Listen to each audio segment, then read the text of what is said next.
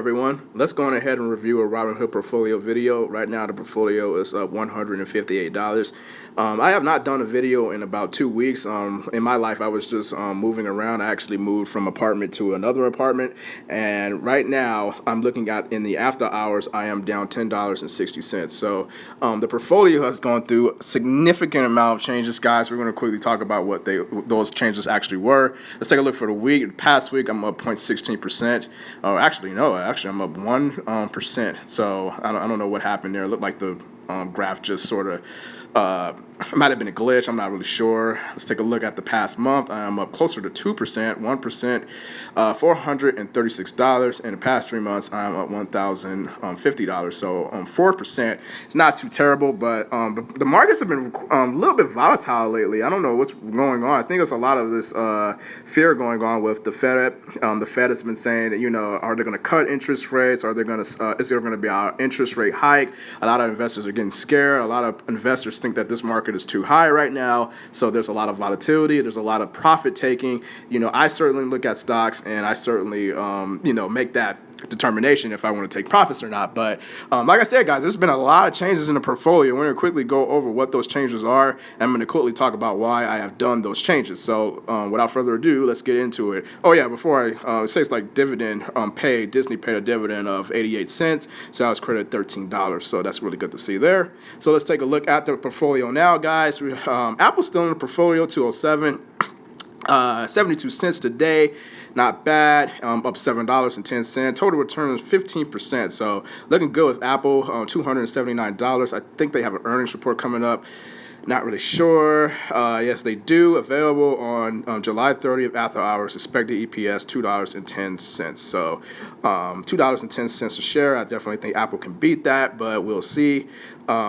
Good company. I like them, and I like the dividend. I did not sell Apple, and Apple was just sitting here, and I'm really looking good with 15%. So let's go to the next stock. Johnson & Johnson has really been taking a nosedive here. Let's try to get this graph right. The past week is actually up 0.39%. We can see this volatility right here. It went from 141 all the way down. All the way down to 128. So I definitely thought the 128 was a good buy. And 8%, down 8% for the past month. Johnson & Johnson is a story where there's a lot of lawsuits going on with this stock, and a lot of investors freak out whenever they talk about these talc powder cases, and they don't know what's going to be going on with these talc powder cases. They don't know what's going to be the outcome of that future for this particular stock. So 15 shares I have added to Johnson & Johnson because I like them a lot, but I am down $99, guys. It's looking pretty rough for Johnson & Johnson right now, but I added some more Johnson & Johnson, and I think that was a pretty good holding there, and I'm not going to sell. So I'm actually going to add more if it falls down to about $120 or so. Where's 3M at? I guess 3M got sold. Let's take a look at Pfizer. That's quite interesting to see that 3M got sold. Pfizer, $43.09. Right now, total return $160. I'm up 8% on them. This is a very, very great, in my opinion, defensive stock. I love Pfizer a lot, and it kind of makes up the slack for Johnson & Johnson right now. I think Johnson & Johnson and Pfizer, I think they work well together from my experiences. They have been in my portfolio for quite some time now, and Pfizer's just been rocking it. I'm up $160. At one point, I was up $210, and I was up 10%. Massive returns with this stock, and of course, there's a pretty good dividend yield to go along with that. But 3M no longer in the portfolio. Let's take a look at 3M. See what's going on with 3M. I know they had a decent earnings report, but they had some news come out today. I had long since sold the stock before that news came out. I sold this when there was a spike up with 3M. When they reported earnings, the stock went back up to like 187, which I thought was just absolutely ridiculous. But my phone's kind of slow here. Come on, let's go. 3M, so 173. So it looks like it's tanking again. So it got up when they reported earnings. The earnings were they beat earnings like 10 cents a share. The revenue looked pretty good. Earnings call, their guidance has been a little bit flat with 3M, but I sold this stock around right there, I think. It was like 180, 181 or something like that. And it actually got all the way up to like 185. So it really pains me to sell the stock because I was sitting on a 3.5 dividend yield, but this stock has again reminded me that if you obviously buy low, a company like this low, you can just ride it out. But for me, I just think right now the reason why 3M is facing all these struggles is because there's a lot of these lawsuits going on. They're being investigated by some unknown some company. I forgot what the company was called, but they're being investigated, and the tariffs are not going to end anytime soon. I just don't see any end to the tariffs. So not a good time to be in industrials right now. And this stock went all the way up to 187 or 184, and then it's going right back down. So it looks like that was a pretty good ideal to sell 3M. I was sitting on a 3.5 dividend yield, but now I instead took the money and I profited about $120 from 3M. So sometimes that's what you got to do, guys. You got to avoid the dividend in order to lock in profits. And that's interesting to see that I did that. Not in the portfolio anymore, but we'll see what else is in the portfolio. Disney, $144. Very good day for Disney. 139.58. I didn't sell anything. A total return $76. So Disney's starting to go back up. I like them a lot, and I think that this is going to be definitely a long-term holding in the portfolio. Again, since I lost 3M, I do want to try to hold on to my holdings, guys. I'm not a day trader by any means. I'm more of like a swing trader, but if I see something that just looks absolutely ridiculous, like 3M went up like 7%, and I think I was looking at the total return, it was like up $220, and then when I decided to sell it, it went down to about like 130 or something like that, 120, somewhere around there. But Disney looking really good. Quickly going through the portfolio here, Next Era Energy overvalued, but it looks like I just jumped right on in, and average cost $200 and eight. I'm losing my words here. 208, 10 shares, total return $11, and I'm up.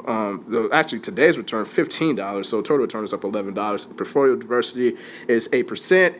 Why did I buy this stock? Because it's very defensive. I love this graph that I was looking at the other day, and I've always been a fan of this stock. Next Era Energy, to me, is I wish I would have just held it when it was at 150, but this stock has absolutely been crushing it. Not a lot of volatility going on, just a straight path up, and that can change with a stock like this that's overvalued, but a good dividend yield on them. Very competitive with 3M's dividend, and I don't have to worry about the tariff news. This is a utility, sort of Eastern play here. They make a lot of those windmills, energy, a lot of stuff going on in Florida, a lot of Eastern stuff, and a lot of Eastern projects with Next Era Energy, but I had to overpay for them to get them in the portfolio, guys. 8% and 208, that's pretty high, average cost for a stock like this. This stock was $150 last time I bought in, so I should have just held it out. But I'm back in, and I like the stock, so. Procter & Gamble. So there's another overvalued stock. What's going on with these overvalued stocks? Procter & Gamble 114 today, 20 shares, average cost $112. Portfolio diversity 9%. I'm up $40 on Procter & Gamble already. That is just, I don't know what to say about that. But Procter & Gamble. So I'm putting a lot of these defensive stocks into the portfolio because I like the brands. I like Procter & Gamble a lot, and I like Next Era Energy a lot. Very defensive plays here, sort of protect the portfolio. I have a growth stock in the Amazon still in the portfolio, but this is just a stock that I've always liked. If you go back to the earlier videos, you guys can see that Procter & Gamble is one of my favorite stocks. I bought it when it was like around $80, around $79. Should have just held it out, but I had to overpay for this stock to get them back into the portfolio, and I do not mind doing that because Procter & Gamble is a quality name. So I definitely think that was a good pickup, despite me having to overpay for them.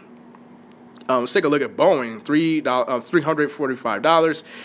And after hours, not looking, actually after hours looking good, but today down 89.89%. So I bought 5 shares of Boeing. Again, this is another stock that I like a lot. I like those planes, and I needed a stock to make up for the 3M loss because 3M had spiked up, and I took the money. And I saw that Boeing has not been doing good here. It's actually down 8%. It's closer to 10%. So that's almost a correction. And I thought that was this is a better buy to me right now than 3M. 3M is facing a lot of struggles, and I think Boeing, they are facing their struggles as well. Their EPR was not really good. Their earnings report, excuse me, that's the EPR. Their ER was not very good. Their earnings report was not very good, but it was it was not a significant miss And I definitely think that this could be a good play here. So 5 shares, $345, and total return of 95 cents. So Boeing in the portfolio is had to make up for the 3M loss.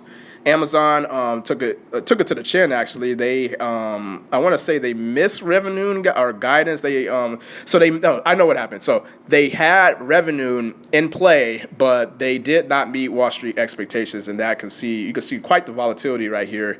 The stock was going to 2,000, and then the news got out that they missed Wall Street expectations, and the stock dipped. But this is not a terrible dip. Amazon is still a good play here, and I'm still up $72. So this is just a growth stock in the portfolio to give the portfolio some breathing room, I guess. Vanguard's S&P 500 ETF 277 today. So I think the last ETF I had was VTI. I had VTI in the portfolio, and now I have ticker symbol VOO. So I'm up $15 on VOO. So. I could have held VTI, and I was looking at my portfolio, and I was looking at the M1 Finance portfolio, and I said to myself, there's really no point of VTI anymore because, VTI was very good to me. I had a capital gain of almost $1,500 for VTI, but at this point, investing into the smaller cap companies and just being in the broader markets, focusing on broader markets, I don't know, guys. I just felt like I didn't need that right now. I think I need to be in the S&P 500, which is, to me, one of my favorite indices. S&P 500 to me is a really good index. There's a NASDAQ, there's a Dow, but I'm trying to focus on the S&P 500, and I think I'm doing a good job. I'm up $15 on them, and this is a portfolio diversity. I wanted my ETFs to only account for 30% of the portfolio. So that's the reason why I wanted to trim down that VTI. I trimmed down VTI a lot more, and then I just said to myself, I'm going to just sell VTI and get Vanguard S&P 500 ETF. This is not a bad ETF by any means, guys. It's one of the popular ones on the market. So. And the last ETF, PowerShares S&P 500 High Dividend ETF. So again, we're focusing on the S&P 500. But what this ETF does is it sort of cherry picks the S&P 500, and it cherry picks the low volatile stocks with high dividends. So I think ticker symbol VOO and SPHD, I still think they work pretty well together because VOO just focuses on the S&P 500 completely, and SPHD sort of just takes a basket of S&P 500 stocks, and they cherry pick the S&P 500 for the highest dividends. So I'm really up on this ETF again. Nothing was sold, and you guys already know I'm just getting that I'm compounding that dividend. Let's take a look. July 30th, 100 shares, $15. So that's really, really strong to see. The portfolio is in high gear with this ETF, and I just see no reason to sell it. There's no point in selling this. Just sit and wait some more. So. And I believe that's it, guys. That is it for the portfolio. There's 10 stocks in the portfolio. I had to overpay for Procter & Gamble and Next Era Energy, but at this point, I think that those are going to be some really, really good defensive plays that I'm going to appreciate down the line because this market is very, very overvalued right now. A lot of stocks are hitting their all-time highs. The S&P 500, Dow Jones, everything is at an all-time high, and it's good to see. It's good to get some protection, guys. It's good to get some protection. Vanguard, S&P 500. I think that this is a pretty good play here. VTI. It was not needed anymore. I was looking at M1 Finance. I have a lot of stocks in that. I have a lot of stocks in the Robinhood portfolio. I just didn't need VTI anymore. So, and I guess that's it, guys. $158. Oh, I forgot to look at this Visa call here. Let's take a look at this Visa call. Let's see. Break-even price is $191. The current price is at $12.10, and my average cost is $11.35. So, this option. When does this option expire? This option expires next year. So, I wonder why I bought this. I'm trying to remember why I did. The reason why I bought this option play is because if Amazon is slowing down growth, and I definitely think that they're not, but I was listening to the earnings report, and if the only thing that happened with Amazon is they missed Wall Street's expectations. The revenue was great, and I wanted to sort of give Amazon some help because I was putting too many defensive plays into the portfolio.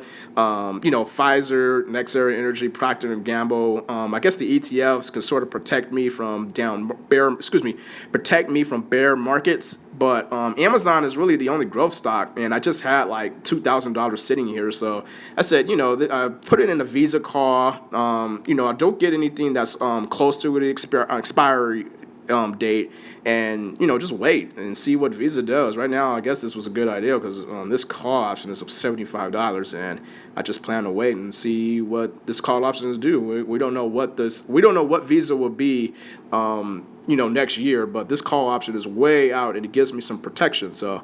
$158, guys, for today on 0.64%, and the after hours I am down $8.45 for a 0.3% loss. $24,953. We are below the $25,000 mark again, but I have not been putting any money into the portfolio. I've just sort of managing my risk tolerance. I got rid of 3M and replaced them with Boeing. I think Boeing is a better buy right now, especially looking at the 10% drop, and I definitely like their growth there. They've been increasing their dividend, and I think the next dividend increase for 3M is not going to be that high, but Boeing has definitely been increasing their dividend for quite some time, and I definitely like that. So that's going to do it for portfolio, guys. I tried to rush this a little bit because I have some other stuff to do and some other things to take care of, but $24,953, and that's going to be it for the video, and I'll see you next time.